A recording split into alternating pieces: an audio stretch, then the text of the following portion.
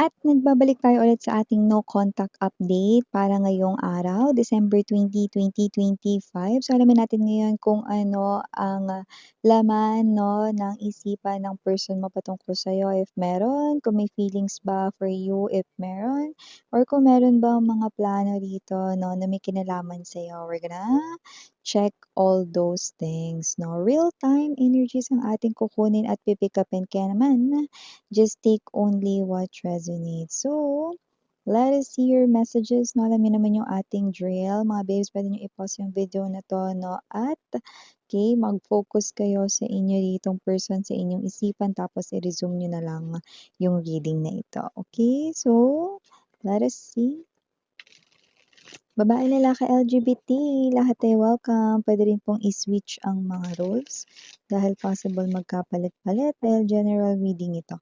And at the end of the day, lahat ay may free will na free mong gamitin anytime, anywhere. So let's go ahead and check these messages. Maraming salamat, Archangel Michael, Angel Guides. Can we get messages dito para sa person, sa mind ni collective?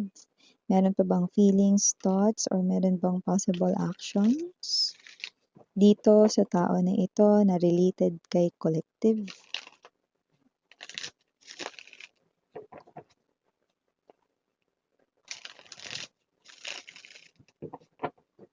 Okay, so let's go ahead and check these messages.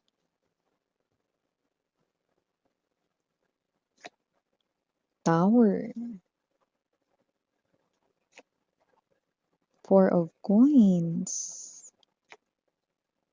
Six of Cups. Page of Coins. Six of Wands in reverse.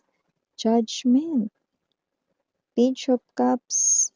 Ace of Swords para sa bottom of the deck together with the Page of Wands. Nakikiusap itong tao na 'to mga babes 'no, na palayain na siya ng third party. Tantanan na siya ng third party, may third party dito definitely. Kasi yun yung pinakita sa'kin dito na dahilan with the tower kung ba't kayo nagkahiwalay. So I do see na yung person mo 'no ay definitely sa makabilang relasyon. Okay, may iba 'no or yun yung naging dahilan kung ba't kayo nag-break dati 'no at nakita natin dito 'no na nakikiusap ang person mo 'no na palayain na siya ng third party para makabalik na sa'yo, okay?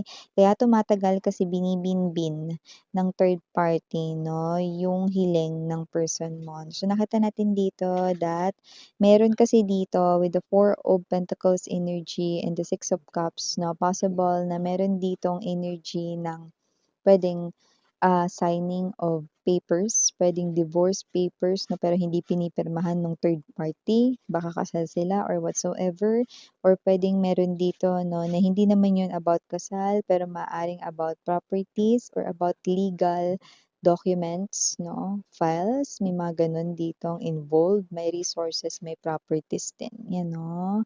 And nakita ko rin dito 'no, na yung iba posible rito na merong anak with the third party. Okay, just take how this resonates sa ating gender. LGBTQs of course welcome din kayo, babae, lalaki 'no, wala tayong gender. So nakita natin dito 'no, na meron ditong energy na hino-hold siya ng third party dito. Okay, pero dito may nakita ako revelation, Ace of Swords energy.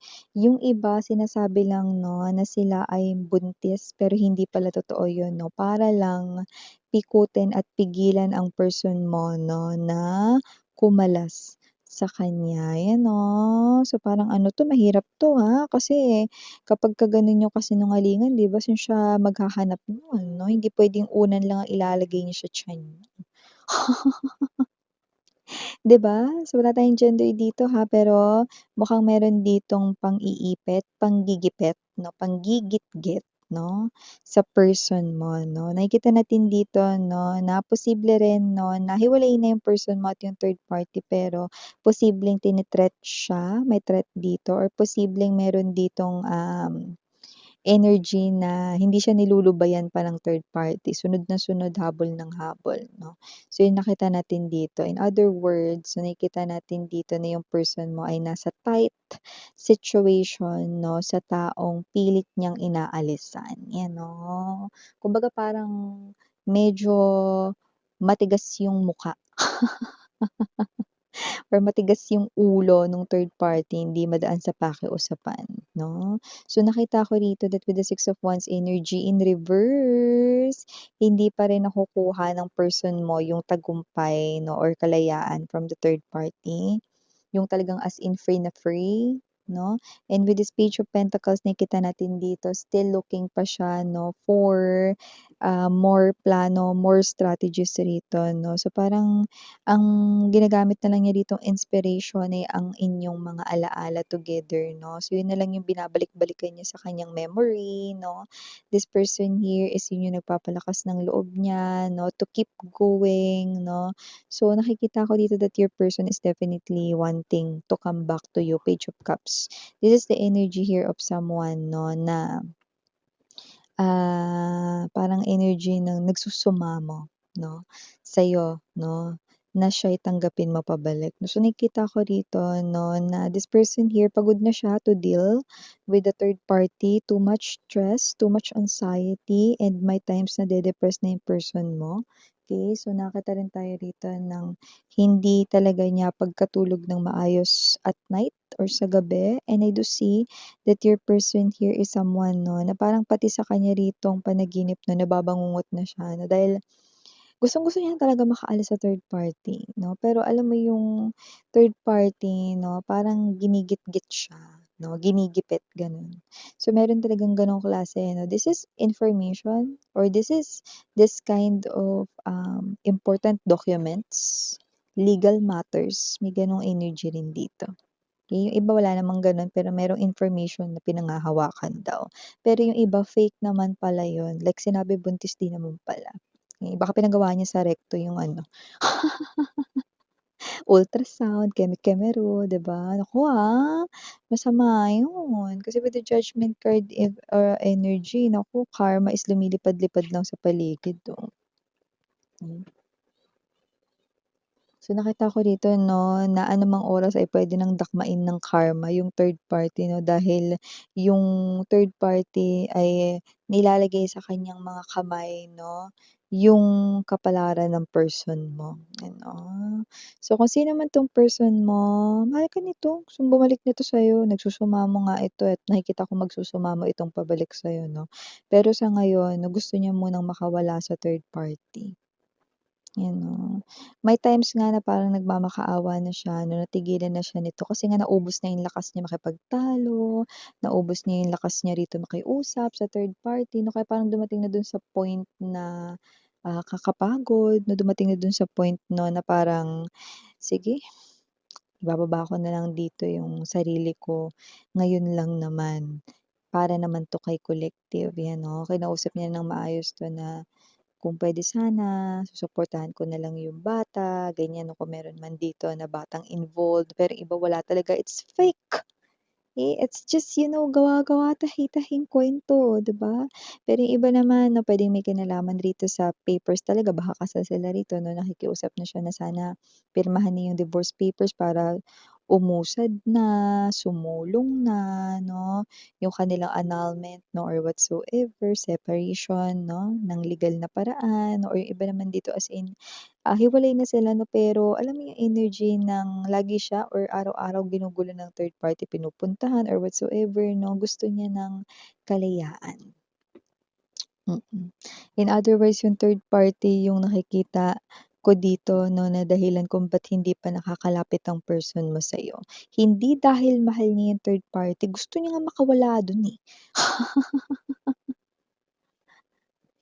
I don't know, 'no, this person here 'no, yung third party is someone who is literally, okay, giving your person a very hard time, 'no, difficult time, 'no, yun ang nakikita natin dito.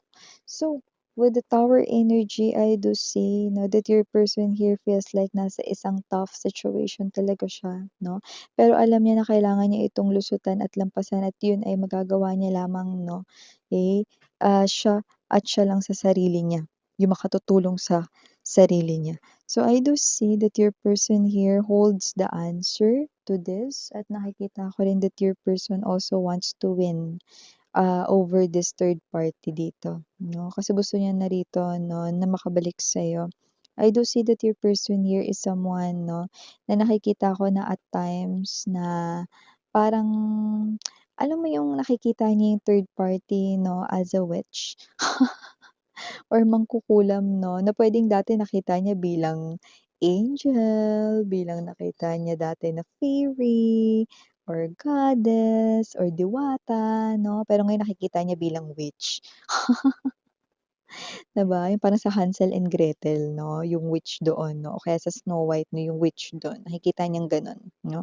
Sa Gabal, 'no, black yung third party dito. Sorry about that commercial mga babes, tuloy na natin yung pag-uusap natin dito 'no. So yun nga 'no, nakikita natin dito na itong person na 'to na someone rito na patuloy itong ginagawa ng paraan kahit na para nasa isang mahirap na sitwasyon siya dito 'no. So nakikita natin dito that this person right in here 'no, is someone na parang hindi siya nagpaparamdam sa'yo 'no, kasi nga ito ay ganiyang bagay na inaasikaso pa, 'di ba? So, hindi pa siya dito nagte-text sa'yo 'no, kasi nga meron pa ditong, magulo 'no or yung third party nga yung nanggugulo sa kanya 'no or parang may situation pa siya na hindi pa matapos-tapos with the third party. Pero yun nga 'no, okay, this person here, maaaring nag-iisip kayo rito 'no, na, miss yan kasi baka kaya hindi siya bumabalik kasi okey lang siya dun, mahal niya na yung third party, blah, blah, blah 'no. Hindi ganun yun 'no. It's just that this person here 'no is someone na nakikita ko rito 'no na swamp pa siya rito sa kanyang isipin at problema, eh, 'no, nakikita natin dito. And also with the Page of Wands, nakikita ko naman na tuloy-tuloy naman yung pag-deal ng person mo rito sa sitwasyon na 'to 'no, gayon nga lang 'no, nakikita natin dito na mahirap 'to at, itong third party kasi na 'to parang medyo iba rin kasi yung ugali niya 'no, medyo yung third party kasi na 'to 'no, meron kasi siyang klase rito ng ugali 'no, na parang medyo mahirap parang timplahin 'no. Pero siyempre 'no, kanya-kanya naman talaga tayo ng ugali rito 'no. Kaya posible na itong person na ito 'no, na natapatan niya rito 'no, eh, mahirap talagang kausap. So nakita natin dito that your person here is someone na nagpaplano naman siya with the Ace of Swords, tignan mo.